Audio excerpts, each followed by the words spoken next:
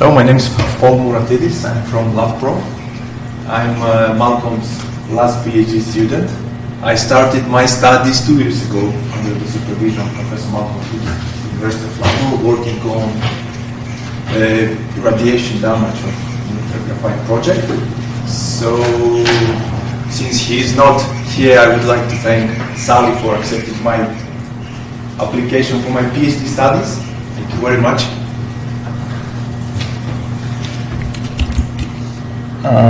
I will skip that slide. I would skip that, but the purpose of that slide is just to say thank you very much to the EDF Energy Fund for my studies at the University of LabPro. So at the moment, of course, that's been said previously, the nuclear energy accounts for all 21% in case of the electricity production in the UK. There are 7 power plants around the UK, 14 advanced gas-cooled reactors, and all of them are operated and maintained by the EDF Energy Generation. So I'll skip that as well quickly. Graphite, subject to irradiation nuclear reactor, is constantly being bombarded with high energetic neutrons. As a result, the creation of several types of defects. I will be talking about dislocation today. So dislocations interact with each other, interact with the surrounding lattice, and the result is the buckling and the dimensional expansion of the material. Just Irene told previously explained this buckle rack and tack model. So the red spots are partial basal dislocations. That layer is compressed, so we've got more material on that layer. Partial basal dislocation moving in adjacent layers can, by gliding, change the layer and ultimately deposit the extra half plane to the rack, and the rack grows and the material expands along the basal direction.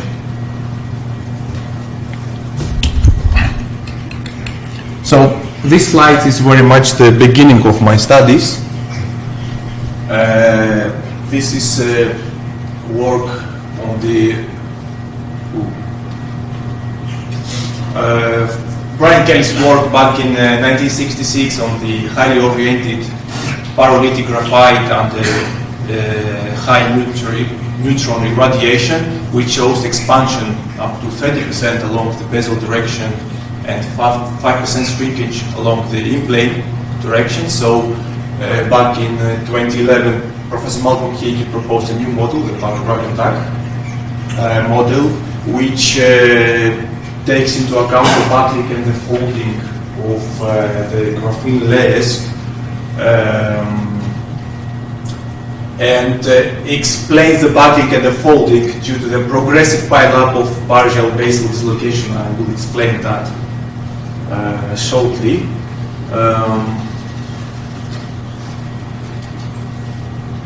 Just a quick brief introduction. I'll make it more like some points in order so everything is clear. This is a simple illustration of a partial of an edge dislocation, and mostly I will talk about the edge dislocations.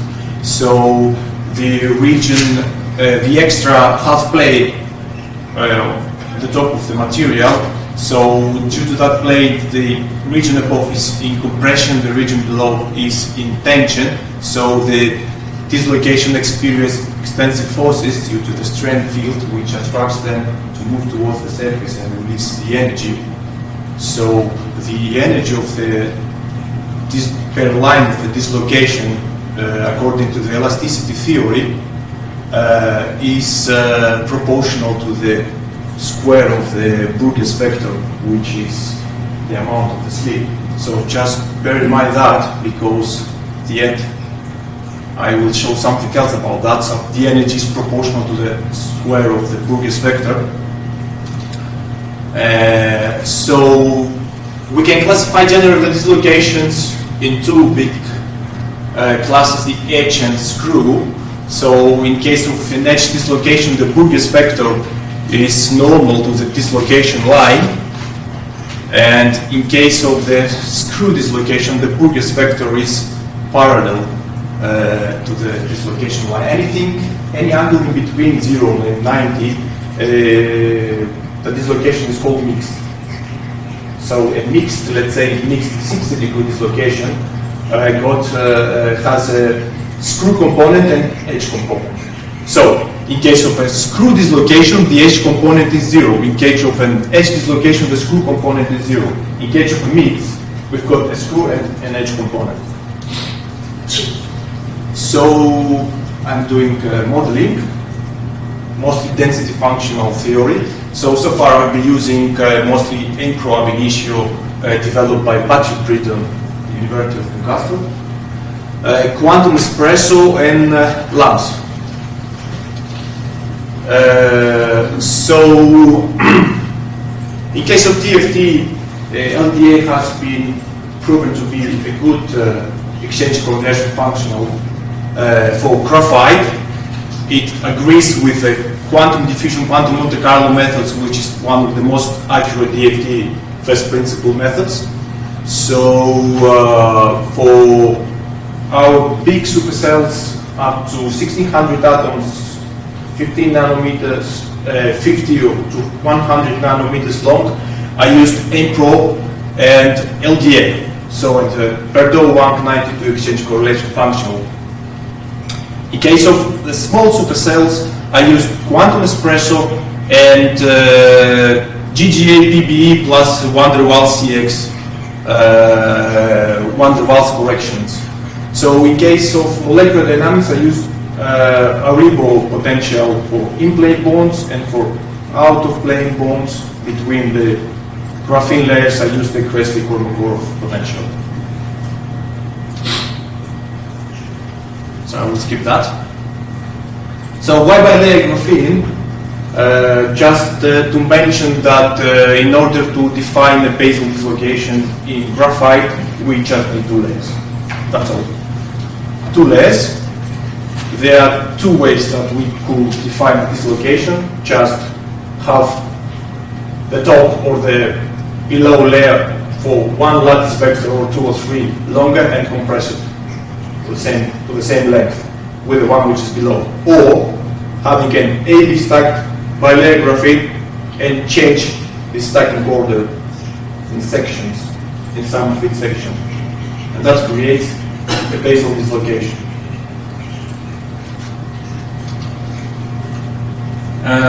This is an experimental study of a highly oriented bilayer graphene flake. This image shows AB and AC stacking, and these dark lines are partial dislocation. Partial dislocation. We suppose that they are partial dislocation. They are. This one is a 60-degree partial. Anyway, in that study they call that transition grain boundaries between AB and AC stacking. AC stacking is just shifting one more length, the AB bilayer graphene. So it's for AB, and if we translate, if we had another one layer, and we translate that layer to the C position, we would have a rhombohedral graphite, which is ABC. So, in case of bilayer graphene, AB and AC stacking are equivalent. So no stacking fault energy between those 2. So the grain boundary, the presence of the partial dislocation, just translates the AB bilayer to AC. Another one, experimental and theoretical study. This TM image shows the analysis of these partial dislocations in again bilayer, highly oriented bilayer graphene flakes, and these are partial 60-degree again, partial 60-degree mixed edge dislocations. So, and in that study as well, the transition between AB and AC stacking is something like 10 nanometers. So we suppose that the core width of the dislocation is something in a range of 10 nanometers, some nanometers long. Anyway, just to make things clear, next, the high symmetry crystallographic directions in case of graphite are all the family of the 1, 1, negative 2, 0 and negative 1, 0, 1, 0. So the blue one, I will be calling it zigzag. So wherever you hear zigzag, that means that direction, but zigzag is as well that one and all the family. As well, that direction is the armchair direction. I will be calling it armchair, and as well, and that one is armchair, and that one is armchair. Okay? So before I go into details about the models, just to show you the calculation of the generalized stacking fault energy surface shiftings of two layers, the one above the other. So we disturb the van der Waals potential between the two layers, and that creates a stacking fault energy between the two layers.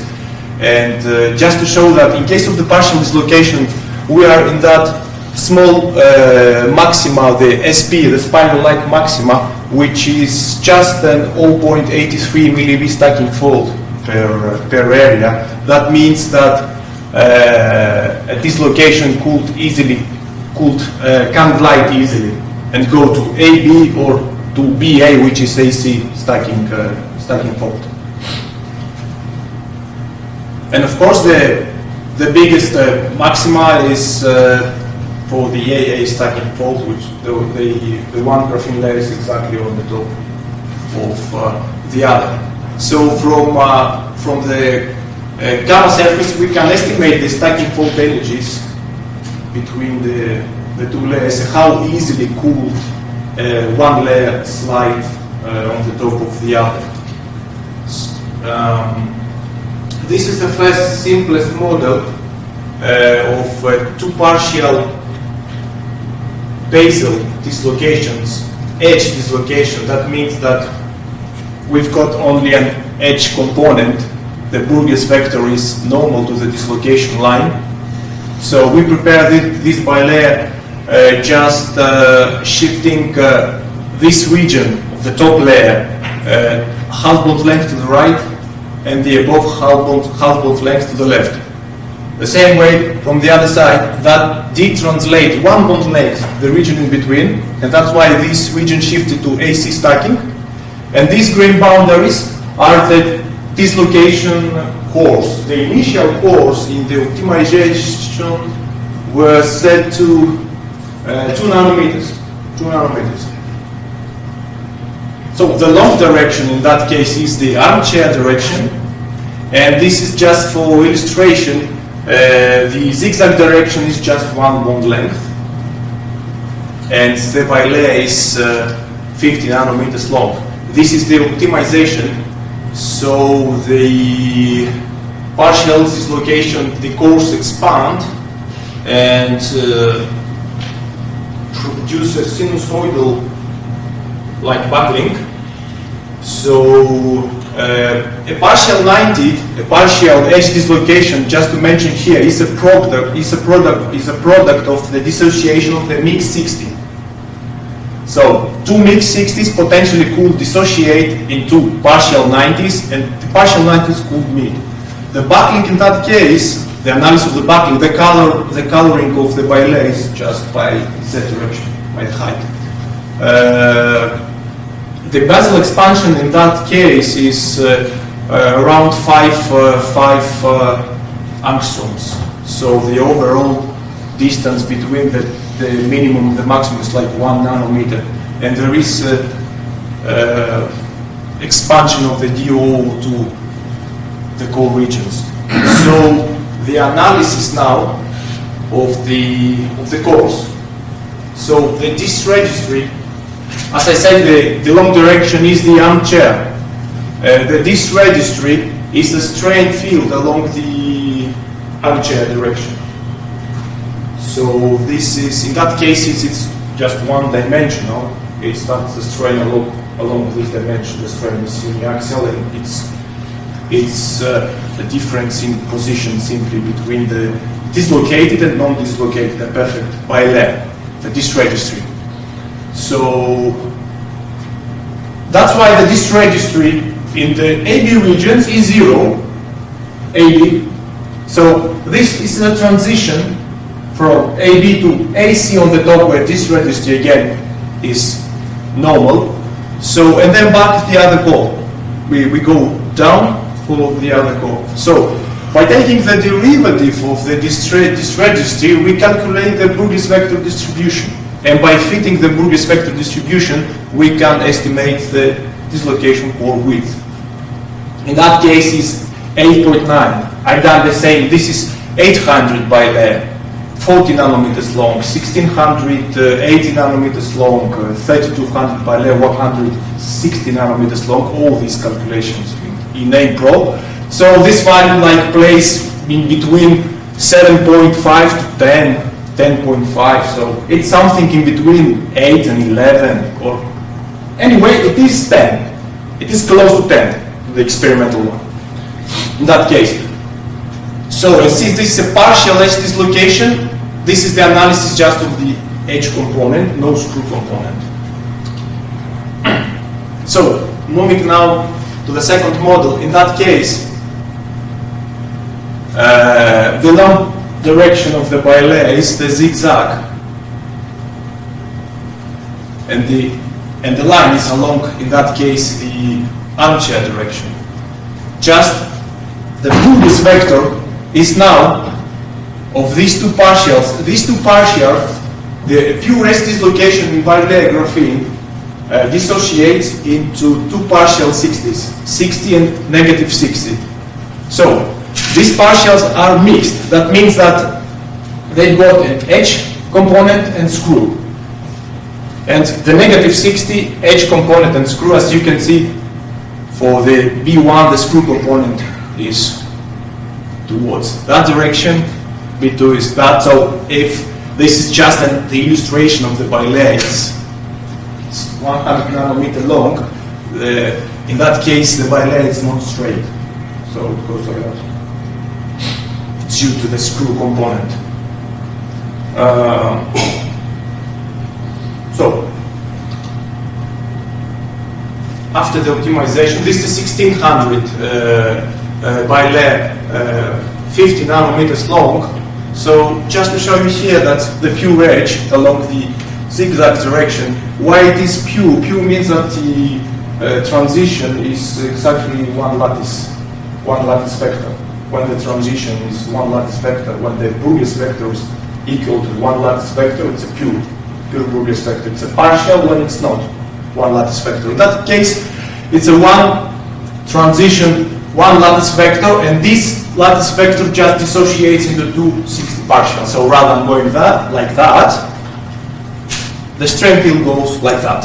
So the buckling in that case is something W anyway. So the overall expansion of the volume of the bilayer is like almost by 1 nanometer again. From that top to the other is like almost 1 nanometer, 10 angstroms.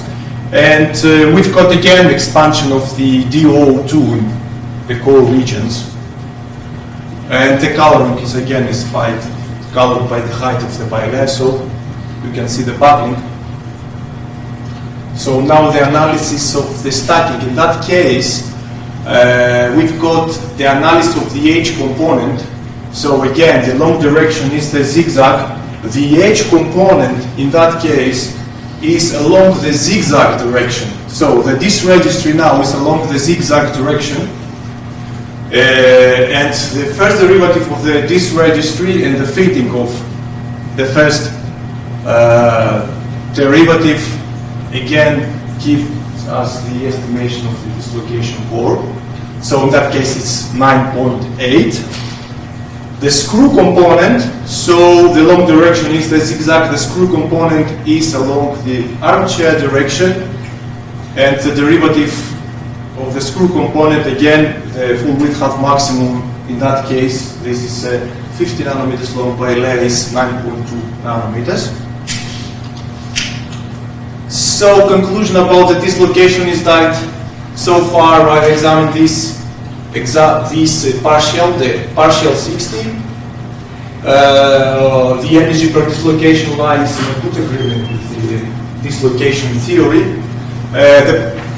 The question marks are for the work is now the work I'm doing currently just to finish to analyze all these potential partials in a layer, and just to close, how much I've got? 2-3 minutes. Zero. Zero.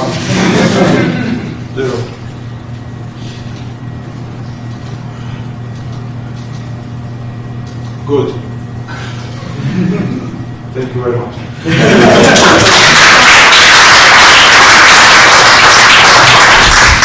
Thanks, Paul. Sorry to cut you off, but okay. So, one quick question before we finish. You got 10 questions. Anyway, the implication was a method. I mean, a different way in which we could try to analyze the dislocation behavior. The work I've showed you was just to shifting the layers. In case of the replication, it's more close to the rack and tack theory. It is adding more material, and then putting into interaction shiftings and rack and tacks, we could estimate or get more like high percentage of one question is you were saying that your width, dislocation width varies as you slightly, but as you increase your cell size, does it stabilize? When I increase the cell size, when you increase, the Gaussian fitting is slightly more accurate. Does it converge though? Yeah, exactly, yeah. It does converge. And the difference is like 8.9, 9.1, 9.5, so you can say it's something like that. Or is it going up and up and up and up? Yeah. No. Okay. Right. I need to get back to Loughborough with Paul, so I'm going to stop the talk here. I think there's a few people who want to thank you.